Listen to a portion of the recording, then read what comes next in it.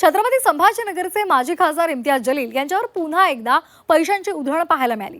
छत्रपती संभाजीनगर महापालिकेमध्ये एमआयएमचे 33 नगरसेवक निवडून आले आणि त्यानंतर एमआयएमकडून एकच जल्लोष झाला आणि या विजयानंतर एमआयएमनं विजयी मिरवणूक काढलेली होती।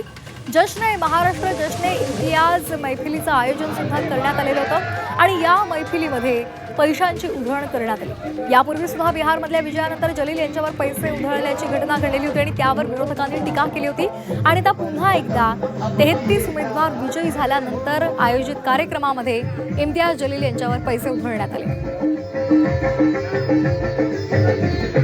विशाल कुरळे आमचे प्रतिनिधी आपल्यासोबत जोडले गेलेले आहेत। विशाल, हा व्हिडिओ आपण पाहतोय, इम्तियाज जलील यांच्यावर पुन्हा एकदा त्यांच्या कार्यकर्त्यांनी भर मैफिलीमध्ये पैशांची उधळण केलेली आहे।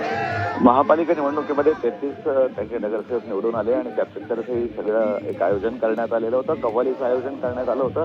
तिथे इम्तियाज जलील पोहोचले। आपण बघतोय दृश्यामध्ये की त्यांच्यावर उपस्थित सर्व नगरसेवकांनी, पक्षाच्या कार्यकर्त्यांनी नोटा उधळल्या। फक्त इम्तियाज जलील नाही तर जे कार्यकर्ते दुसरे नगरसेवक निवडून आले त्यांच्यावरही नोटांची उधळण झालेली आहे। खरं तर यापूर्वी सुद्धा इम्तियाज जलील यांच्यावर नोटांची उधळण झाली, त्यावेळेस टीका झाली होती। मात्र आम्हाला नवाबी शौक आहे अशा पद्धतीचं काहीच पाठराखण इम्तियाज जलील यांनी या सगळ्या प्रकरणाची केली होती आणि जे टीका करतात त्यांनी पैसे उचलायला यावं अशा पद्धतीचा टोलाही त्यांनी लावला होता। त्यामुळं तेव्हाही त्यांनी हे सगळं झुगारलं होतं आणि कदाचित आताही ते झुगारतील। मात्र अशा पद्धतीनं नोटांची उधळण पाहून सर्वसामान्य मात्र एमआयएम पक्षाबद्दल कुजबुजाने चर्चा करताना दिसतोय। जी धन्यवाद विशाल दिलेल्या माहितीसाठी। Thank you.